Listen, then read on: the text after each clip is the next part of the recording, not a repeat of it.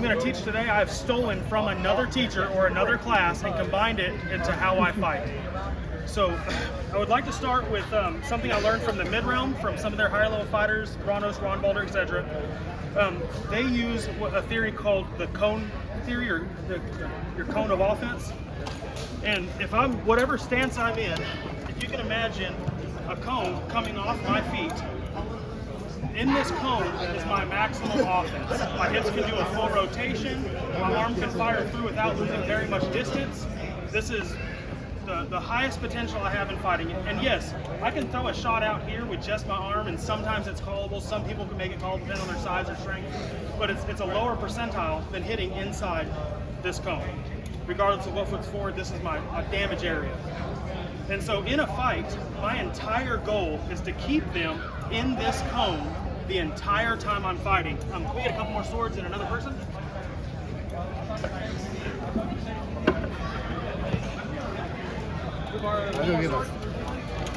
Sorry, I thought there'd be more swords around. It's a fighting event. Who thought there would be swords? I'm gonna go to the end of the world to get it.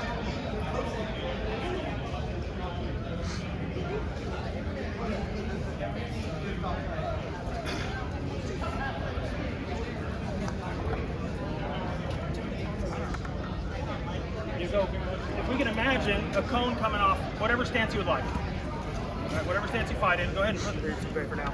Put that cone at your feet. Doesn't matter what it is. You pick your stance. So in the fight, my goal is to keep him in my cone while being outside of their cone. Right? Any percentile adds a percentile towards my advantage, we'll call it. And so in a fight, if I can get outside of their cone at any point, I have a better line to attack them than they have to attack me. And so that is the basic of the cone theory that I stole from mid-round. Now, McLaughlin at one point introduced a circle to this cone. The circle is at the maximum reach of my weapon across my frame. My sword actually gets shorter, right? So if I'm fighting Gunnar and they attack at this angle, my arm gets shorter the further it gets this way. His arm is still just as long, can absolutely reach me easier than I can reach them because his shoulder's freed up. So if I'm fighting, I want to be at a better angle, the best result, where his shoulder is shorter as his hip locks up, and I can then clean, and they have a harder time hitting me. Once again, another way to increase your percentage of shot selection. It's your opponent. Take away some of their advantages and give you some of yours. On that same line, if they attack into my sword side at this angle where I'm in their cone and they're not in mine, they have easier control with their shield or their sword over my sword, and a higher percentage to hit me and a lower percentile that I can hit them because my arm is just arm at this point. They're not in my cone, I'm just arm fighting. And so no matter which side I advance to, if I can keep them in my cone and be outside of their cone, I have a huge advantage percentile-wise for fighting. So that's the Laughlin circle theory that Duke Laughlin added, that I had to really change my thought process on cone. And then the last thing that I'd like to add on this small theory is position of body. These days, once again, it's not necessarily the right way. I'm fighting a lot more square shoulder in the fight. It allows the right leg forward allows the maximum range, easiest targets for me, and it keeps my head and body further away from my opponent while my arm's still in range to touch my opponent. But one of the cheats I'm using is I'm no longer fighting core to core with my opponent. The flat plane I'm trying to provide is to their most offensive side. So, yeah, sword, and they're a right-handed fighter and I'm a right-handed fighter. I'm actually lining up. My goal is to get them square like they are now and me line up with their shoulder. From here, my guard and offense are directly interposed between their swords. We always talk about this fight box that happens directly in front of your opponent. It's the highest defensive position we have, the lowest chance you have to hit them inside this box on average. So I'm going to take my plane and directly interpose their weapon. So now I have a very high percent chance to block. Also, from here, right, where they have the biggest square guard, right, I'm actually bringing my sword closer to them, which actually makes it easier to reach them because my sword arm is a lot closer. From here, to here is a huge difference in range, even though you don't see it in the fight a lot of the time. And most people aren't recognizing those changes in a fight. If I approach here and here, they're thinking that I'm fighting them square, when really I'm actually fighting this sword the whole time. It's the only thing that can kill me, right? If the sword is versus the lefty, right? I'm going to change to that shoulder.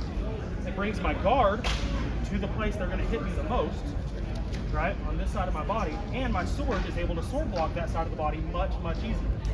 If I'm fighting them square, my ribs and arm and elbow and leg are toast, right? But if I'm fighting that shoulder, my defense goes up and my offense goes up dramatically fighting this arm, right? Versus two of these nasty swords, right? Pick a foot forward.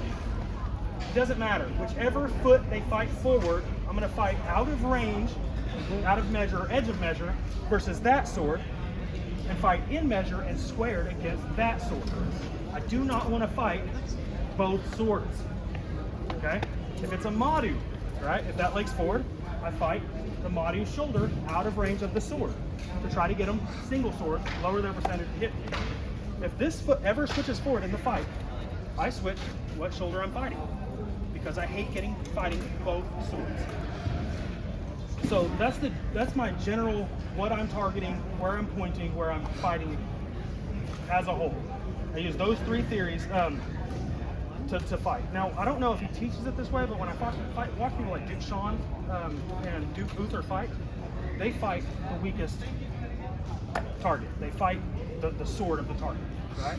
If they're foot forward, they'll fight forward. If the other side, they'll fight forward. And I don't know if they teach it that way, but watching their videos, I stole that from watching their fights. Okay, so moving in combat. There's a few teachers that I steal footwork from for moving in combat, and the one I use the least, but I still use it in combat, I'd like to start off first with. Stepping in combat is the easiest way to get hit. It changes what targets are open, it changes the angle of your body, and it allows people like Preppin to hit you. He'll start throwing the shot as your foot moves, before it ever lands, to hit it as it lands. It's very painful. And so I started believing in the advance and retreat in range, not step in range. So if I'm in range where he can touch me, right, and I cross my leg, I get blasted in the leg. If I'm here in range and I cross to the side to hit this side, I give him my back, right, or I get punished.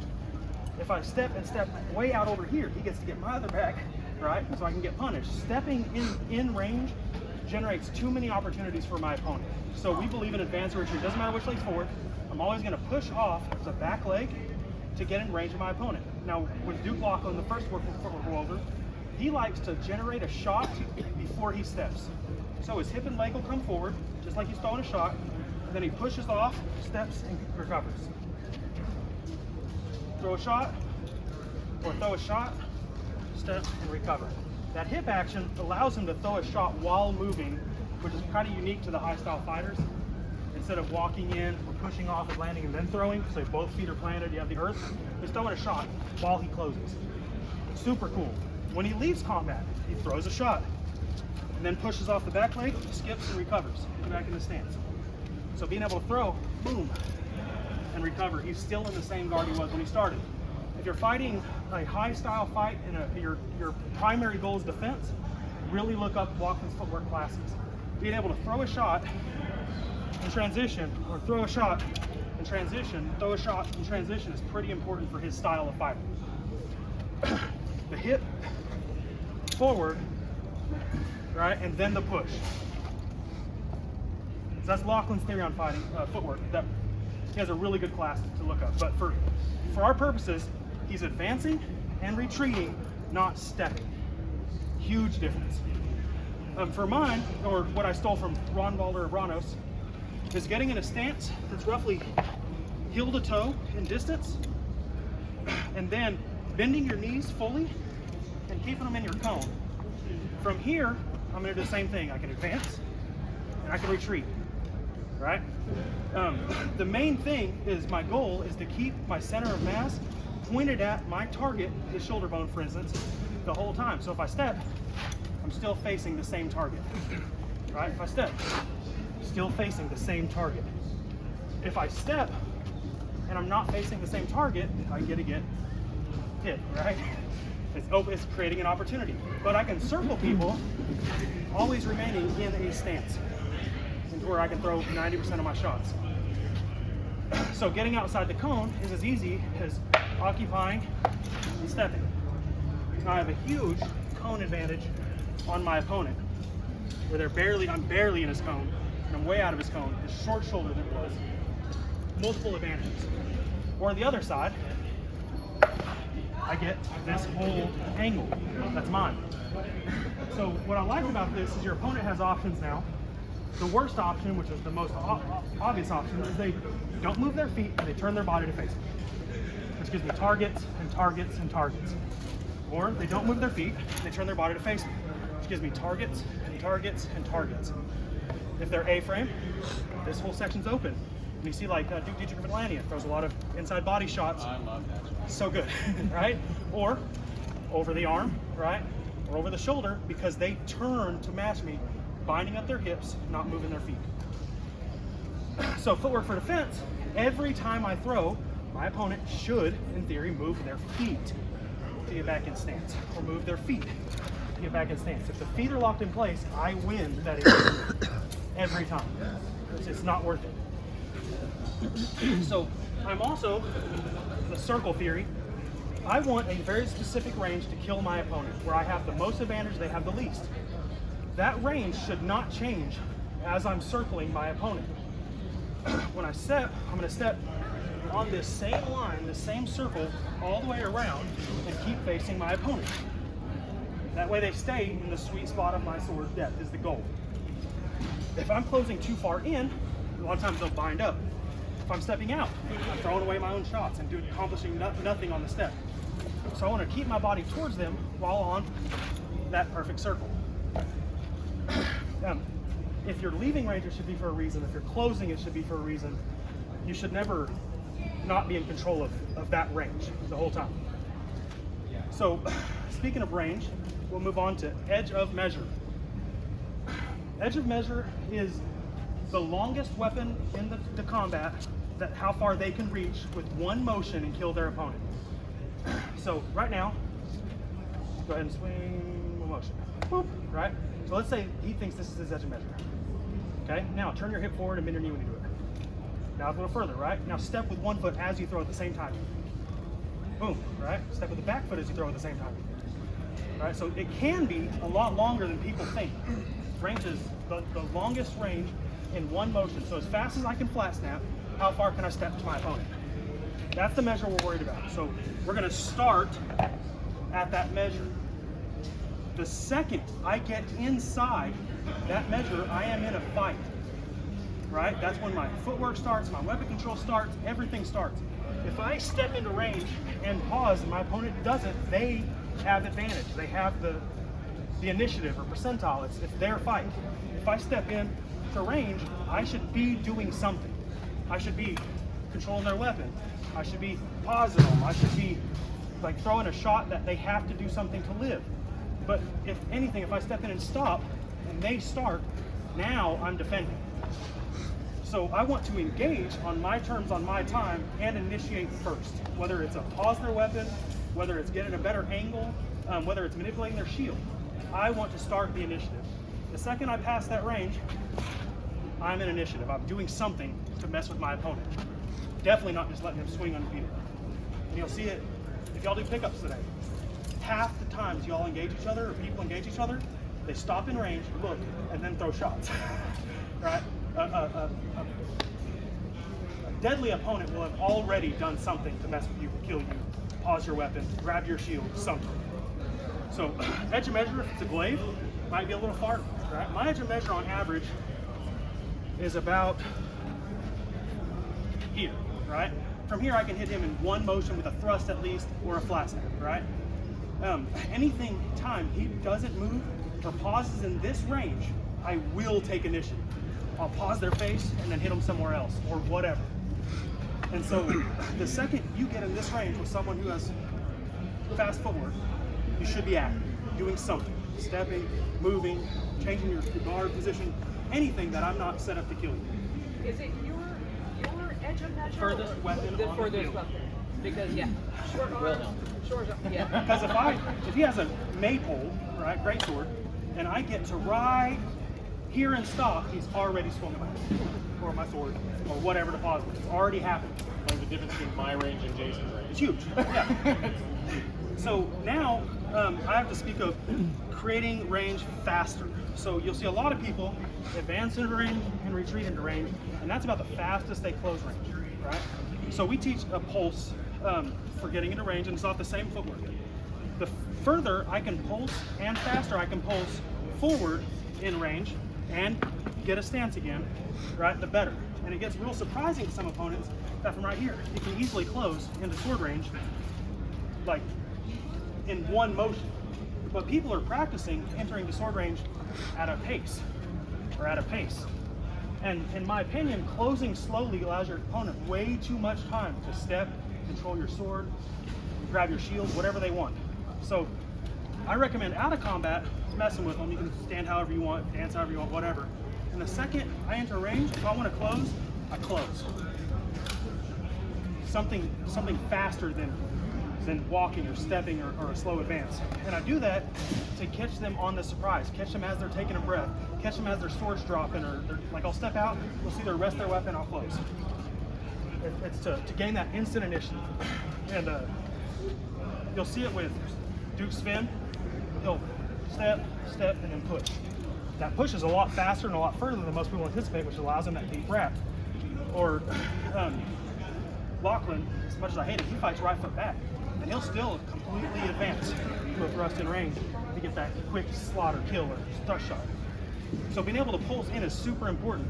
The cool part about that footwork, that heel to toe, wide stance, pushing off the front to back, is I can just as easily push sideways and get a fast pulse to get behind them, right? Or even foot forward, I can pulse this way to get behind them. Much quicker than just stepping or just stepping. And it's like that surprise angle, that little impulse throw. And you do that not the whole time, but when you're ready to gain that initiative. So practicing a lower stance and a push for combat is super important. The other part of that is keeping your feet close to the ground. I jump a lot. It's dumb, right? It gets me some cool kills, but if my feet are off the ground, I can't change angle or momentum. But if my feet are close, I can pulse and change, right? If my feet are close to the ground, I can pulse and pulse. But you can't do that if your feet are off the ground. I can't just stop in the middle of a jump. If I want to go way to his back and I see he turns too well, I go, oh crap, never mind, and get an advantage. It's like football players juking each other. You can't do that when you're high stepping or crossing your legs. Super bad. So that's the basic of my movement. Now to use it to gain advantage is easiest on your opponent. If my opponent's chasing me, right, and I'm retreating, I have a lot of speed getting back, which is going to give me a time where they're going to go forward, and I'm going to get a better angle. Superior angle. Yeah. And so, if they're not chasing me and they're standing still, I get a charge in. So, someone wanted to teach everybody the easiest way to get control of me or Sven or somebody else is where we like edge of measure, retreat it all. Retreat. Now, I want that measure back. I want that range. So if I go to fill that void, you can come forward. Now we're in range for you to fight. So you step back, I fill the range, you come forward, now my opponent gets to hit me, or try to. Where before, I'm out of their range messing with them. If they're the one chasing me, or constantly advancing, I'm going to get an advantage eventually. There's one offset to this, Duke John Paul uses on me every chance he gets. So he gets in his absolute best stance, and at a steady pace, he nonstop walks me down until he gets me in a corner or an area where he has control. He doesn't overstep or move too fast or chase me, right? And he doesn't just retreat, but he walks me down. If he ever stops in range, I get all the advantages. If he chases me and runs, I get an advantage. But by walking me down, he gets an advantage. Please. Another thing that John Paul do in those moments where he's doing that strong like Duke walk on opponent is if they reach a point of measure where your opponent decides to act, they choose to swing, they choose whatever. While he's in that guard, he'll take that motion to cover even more ground, to take any extra step he can to increase the speed of his pace, he wants to chase you into a corner, and he will achieve that by taking extra initiative anytime an action is in play. Whether he's blocking or swinging, he's going to move during it to continue his agenda and pushing you forward. Thank you. So, when fighting someone, right, and we actually are engaged in range, and we're fighting the shoulder or weapon theory that we want to fight, we have that imaginary box that we're talking about. My goal is to put that box, the most pressure on their weapon while I'm fighting. So turning towards them isn't just turning towards them, it's also engaging that weapon. Now from here, he has no choice. The shot selection is so limited, they have to move to get a shot selection, which will generate another angle. No matter where I step in combat, I am opening something for you guys to hit. He is opening something to hit, right? No matter how we step, there is an opening as we move. But if I take control of the weapon, he has no choice but to move his feet like we talked about earlier. You're generating something to hit. Now, the hard part of this game is being able to see it, recognize it, and do something about it in time. Instead of throwing a combo that we all love to throw, right, you have to be able to hit the opening as it's generated, not the opening you want. Not the opening you're hoping for, but when you see something, hit something. And so every time we step, my goal is to generate an angle. He has to do something, right? And then punish him for doing it, no matter what he generates. So using those angles to engage your opponent, using the speed to engage your opponent, controlling your opponent's range, or what shot selection they actually have, makes it to where I don't have to be the best swordsman in our kingdom to hit me. I can be an average swordsman, and as long as I have great angle and footwork, I get to hit people. Way more people than I have right to hit. So, if people add, like this isn't, once again, the way to fight. Romanius has a completely different defense than I have, right? But if Romanius fights to control that sword the whole time and keep his guard on that sword the whole time, they have a lot less percentile chance to even throw a shot or let him hit it. Super hard to kill him. But if he steps, he loses that control. And so you'll see him, every time he engages, he'll engage and turn under his shield, and he'll step and control that weapon and make it super damn hard to hit. His defense doesn't change, and he's occupying the space of that weapon. And that's where his crazy defense comes from, in my opinion. And so the goal is to use every advantage you can take before the shot is ever thrown. Like beat your opponent on initiative, beat them on controlling their weapon, beat them on beating the angle, beat them on changing the range of their weapon, any advantage you can get. And you cannot do it by walking in combat. And you'll see it today and every other week, you'll see it non-stop. People walk in combat and get killed for it. Huh? Yeah. So right now we'll do any questions on those 3 theories of fighting that I can help with. Oh, please. Okay, when you charge in like that, just to interrupt your flow, would it be better to move out or charge in? So there are big differences there. So I'm fighting him, right? Okay. If I step deep at this angle, for instance, he wants maximum range at the sweet spot of his sword and control of my weapon. Right. So he wants to get to an angle where here he has an advantage. So he might step out a little and face me, and now he has the best part of his swords and I don't. But if I step towards him and he steps into my sword, we're bound up doing the huggy dancy thing. Well, yeah. But it's not gaining either of us an advantage in that fight. Okay. Now he may be better at that game than I am, but he would have a much higher chance beating me at this angle than this angle. Okay. So why not take every advantage you can, right? So if I step in deep and he steps straight back, we didn't gain anything. He didn't gain an advantage, right? If he steps straight into me, no advantage.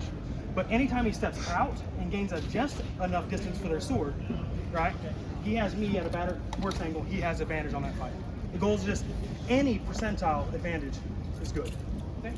What would you recommend for when someone is fighting an opponent, they are unsure of their opponent's measure? How could they figure that out? Okay, so watching a fight, measure is hugely dictated by how far their feet are apart in any direction.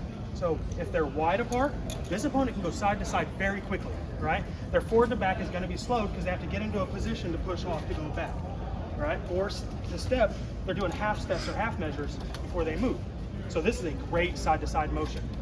This, fencing, huge forward to back, terrible side to side. Once again, I have to gain before I go, or I have to step, which is a half measure. It's not going to get you. Is that the main reason you're fighting more square, so you have front, So- back, side, side? Heel to toe, right? Because I do both. At range, I use rapier stance. When I'm close, I use sideways because that's where I'm going.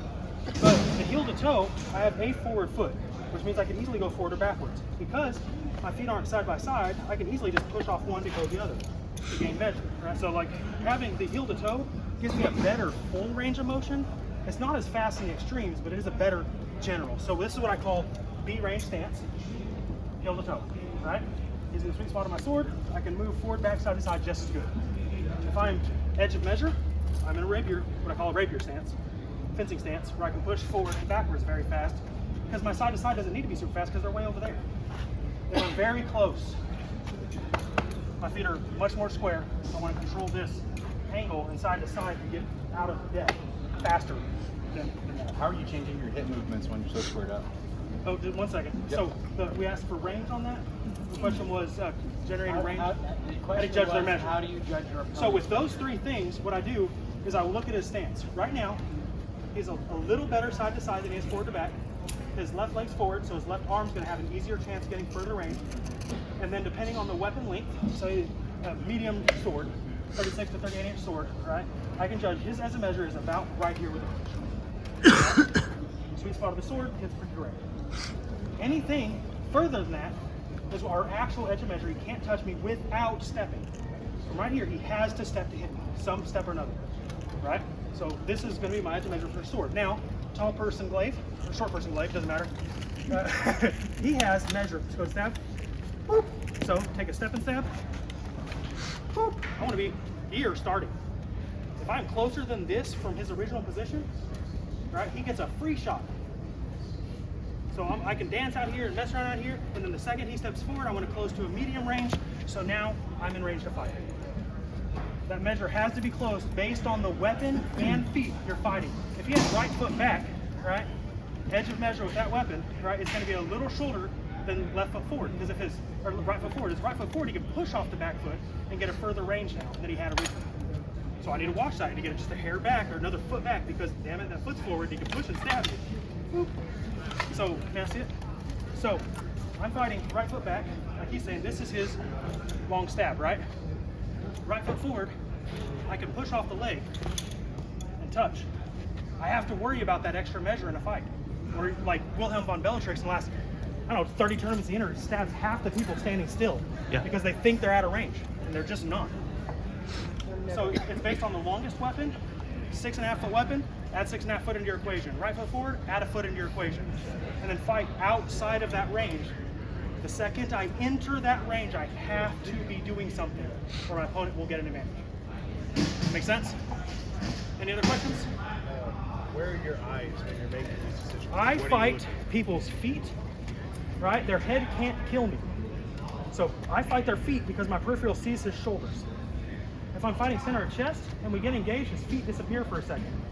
And I'm a footwork fighter, feet is how I lose, so I have to be engaged to feet. So if I'm looking down where I can see his feet, and you'll see my head tilted forward in a normal fight, right? I see in the feet and chest and shoulder. The sword is the last thing that I am worried about in a fight, because if I am occupying every other range and angle, the sword's gonna take a second to get there. If I'm fighting just the weapon and they beat me on feet, I'll lose, right? So I am focusing on this area, peripheral to the shoulders, ignore the head on most people. That's at least my feelings on it. Once again, disclaimer, it's not the right way, it's what works for me. Because the weapon's the only thing that can kill you, I'm using my basically defensive zone to occupy the weapon and my footwork to live everything else. If I'm moving my guard to live through the fight, they're gonna beat me on timing and get a second shot in. But if I'm using my feet to occupy that time and moving my body around my defense, right, then my feet are what's going to be saving me in that fight. And the fakes and baits are less important. So I would rather you survive with your footwork and your angles than raising or lowering your shield, which you'll see it all the time. Every time somebody raises their shield, I hit them in the leg. They lower the shield to me in the head. And I let them choose. I just bend and wait. They choose, I hit them somewhere else. But if they, every time they block, move their feet to get a better guard, right? Or move their feet to get a better guard, then now that little fake I did doesn't matter. I'd like to point out in that watch you don't set yourself up with patterns in your footwork. Yes.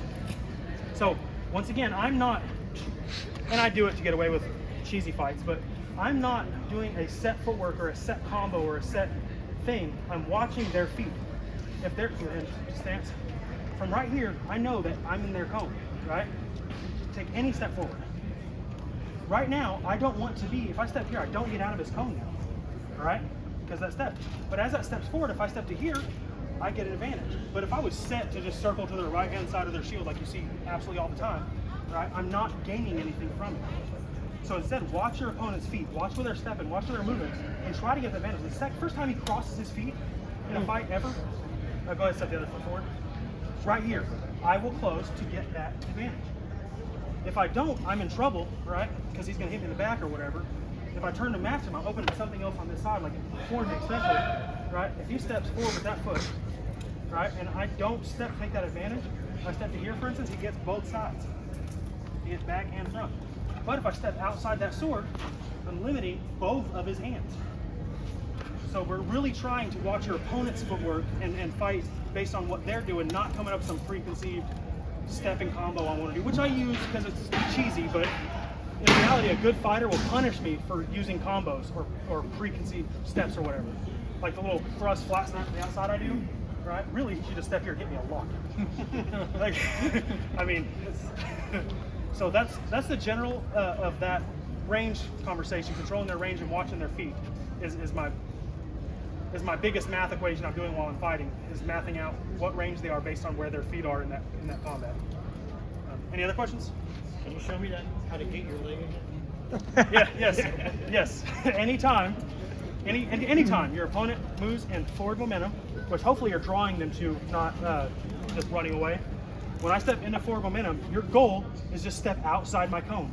Anywhere. Now you're in my cone. Fully in my Yep, cone. outside the cone. There's outside. Or super deep that way, which is real hard to do. But from right here, to defend my leg, my shield ain't gonna do it. My sword can drop all the way to here, and then I'm blocking and not throwing. Now he has a huge advantage on my fight, right? If he wants to hit me in this leg, as I move forward, he has to step past my cone. And now, oh no. Right? Yeah. And so your goal is to step past your opponent's cone, keep them in your cone, limiting the angle of their sword, and just hit them for free because they're just open. And in melees, which we're teaching a lot today, it's non-stop. I'm not the aggressor in melees unless there's just a real weakness. I'll just stand back and wait for somebody to do something stupid and punish them for it non-stop because they're stepping past their own guard, stepping past people, not acknowledging the person they're actually closing on. They're trying to fight the guy next to you. It's all the same thing. It's just easy kills because they're not fighting. And you'll see it in combat, get in a stance. Half the time when I fight somebody like him, and I get to here, a lot of times they don't adjust. They're not even fighting me. They're fighting this person, right? But they're trying to defend and throw at me, which just gets them killed over and over and over. And so you gotta, as long as you keep that person, you're fighting that person. The whole time you're fighting that person, it's much harder for him to hit me or me to hit him if he's doing the same thing. So that control matters a lot. Anything else? I know it's a lot of information. I hope Randy's recording somewhere probably. Or was. Oh, yeah. So hopefully it'll be posted so y'all can see it. If y'all have any thoughts or questions, y'all feel free to Facebook message me, email me, whatever. I will also, I'm willing to link all the other people I credit in this class that use these theories in their fight. So y'all can use in the future and train yourselves or your friends or whatever else. That's pretty much it. Thank you guys. Thank you. Thank you.